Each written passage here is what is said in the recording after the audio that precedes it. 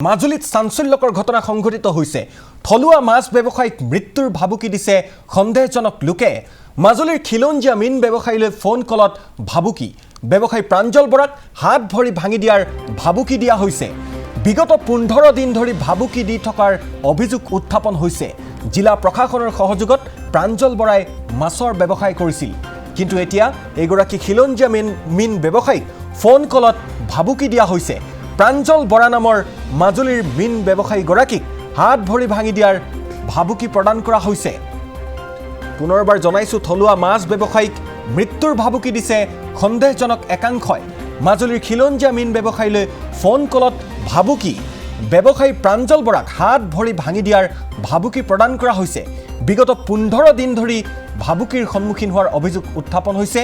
জিলা প্ৰশাসনৰ সহযোগত প্ৰাঞ্জল বৰাই আৰম্ভ কৰিছিল মাছৰ ব্যৱসায় আৰু তাৰ পাছতেই ফোনযোগে বিগত 2টা সপ্তাহে ভাবুকি লাভ কৰাৰ অভিযোগ উত্থাপন কৰিছে মাজুলীৰ এগৰাকী মাছ ব্যৱসায়ী প্ৰাঞ্জল বৰাই।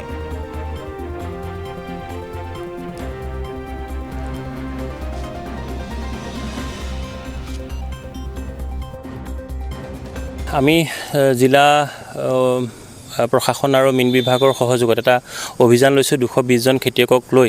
আমি যাতে মোৰ কুহি মীন ফাৰ্ম যি পোনা উৎপাদন কেন্দ্ৰ আছে, সেই উৎপাদনৰ পৰা যিখিনি পোনা ভ্ৰূণ পোনা ওলায়, সেইখিনিয়ে মাজুলীখনৰ চাহিদাৰ উপৰিও আমি যাতে বেলেগ জিলালৈও যাতে উন্নত মানদণ্ডৰ পোনা পঠাব পাৰোঁ। এতিয়া মোটামুটি 6.5 কোটি পোনা উৎপাদন হ'ল আৰু 6.5 কোটি খেতিয়কৰ ঘৰলৈ গ'ল আৰু বৰ্তমান 1 কোটিৰ ওপৰত পোনা আমাৰ হেচিঙত আছে। কিন্তু মই ঠিক পোনা উৎপাদন কেন্দ্ৰৰ প্ৰথম পৰ্যায়ৰ দ্বিতীয় পৰ্যায়ৰ বিল্ডিঙৰ পৰা বাহিৰৰ পৰা বহুত অসুবিধাৰ সন্মুখীন হৈছোঁ। বহুত ধৰণৰ ফোন কলছ আহে। ফোন কলছবিলাকত মোক থ্ৰেটলিং কৰা হয়। মেছেজ আহে, আননোন নাম্বাৰৰ পৰা আহে, অশান্তি কৰে, ফোন কৰে আৰু কিছুমান এনেকুৱাও কৰে যে আপোনাৰ পোনা গৈ আছে, এনেকুৱা ধৰণৰ কথা, যিটো মই বিষয়ৰ লগত জড়িতই নহয়। তো এনেকুৱা কথাৰ লগত মাজে মাজে ভাবুকিও প্ৰদান কৰা হৈছে, মই ভৰি ভাঙি দিম, কিবা কৰিম। আৰু মানে এটা অশান্তিকৰ পৰিৱেশ সদায় ৰাতিপুৱা গধূলি তেওঁলোকৰ মেছেজ আহি থাকে। তো মই ভাবিছোঁ, মইনো এনেকুৱা কি ভুল কাম কৰিলোঁ। আগততো একো অসুবিধা হোৱা নাছিলে। এইবাৰ যিহেতু অভিযানটো বৃহৎ ক্ষেত্ৰত মই কৰিবলৈ লৈ পেলাই এইখিনি সমস্যাৰ সন্মুখীন হৈছোঁ।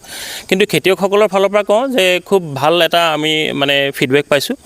মোটামুটি 60% সাৰ্ভাইবিলিটিৰ সৈতে আমাৰ মাজুলীত যথেষ্ট পোনা উৎপাদন হৈছে। এইবছৰ যিটো আমি বৰ্ষীমান পোনাৰ অভাৱ অনুভৱ কৰিছোঁ, অহা বছৰলৈ বৰ্ষীয়ামান পোনাও হৈ যাব, পৰিপূৰ্ণ হ'ব। আৰু আমি ভাবিছোঁ 200 টকাৰ পৰা 250 টকাৰ ভিতৰত অহা বছৰলৈ আমি খোৱা মাছ আৰু পোনা মাছ উন্নত মানদণ্ডৰ আমি দিব পাৰিম বুলি ভাবিছোঁ। কিন্তু আমি উপায়ুক্ত মহোদয়, জিলা মীন বিভাগ বা আমি মুখ্যমন্ত্ৰী মহোদয়লৈ এটাই অনুৰোধ থাকিল যে আমি থলুৱা ল'ৰাৰ মানুহখিনিয়ে যেনেকৈ কষ্ট কৰি পেলাই কাম কৰিছোঁ ইমান প্ৰত্যাহ্বানৰ মাজতো, তো এনেকুৱা ধৰণৰ সমস্যাবিলাক যদি আহি থাকে, থ্ৰেটলিং আহি থাকে, এইবিলাকৰ ওপৰত তেওঁৰ ফালৰ পৰা এটা কঠোৰ নিৰ্দেশনা যাতে জাৰি হয় আৰু এনেকুৱা ধৰণৰ দুষ্ট শক্তিবিলাক যাতে আহি পেলাই মাজুলীত অবৈধভাৱে যিটো পোনা তেওঁলোকে বিক্ৰী কৰা যিটো পৰিকল্পনা, ধৰি লওক তেওঁ 1 কোটি টকাৰ যদি পোনা বিকিছে, তাত 2 কোটি টকাৰ তেওঁলোকে পানী বিকি 3 কোটি টকা মাজুলীৰ পৰা যিটো আজি বহুত বছৰ লৈ গৈ আছে। তো এনেকুৱা ধৰণৰ কথাবিলাকত তেওঁলোকৰ প্ৰত্যাহ্বান অহাৰ কাৰণে তেওঁলোক বেছি ক্ৰোধান্বিত হৈছে আৰু এটা বিশেষ তেওঁলোকে পইচা ঘটাৰ থলী তেওঁলোকে হানি হৈছে বুলি ভবাৰ কাৰণে বিভিন্ন ধৰণৰ নেক্সাছ বা বিভিন্ন ধৰণৰ কূটনৈতিক পৰিকল্পনাবিলাক তেওঁলোকে কৰি আহিছে যাতে এই অভিযানটো অসফল হয়।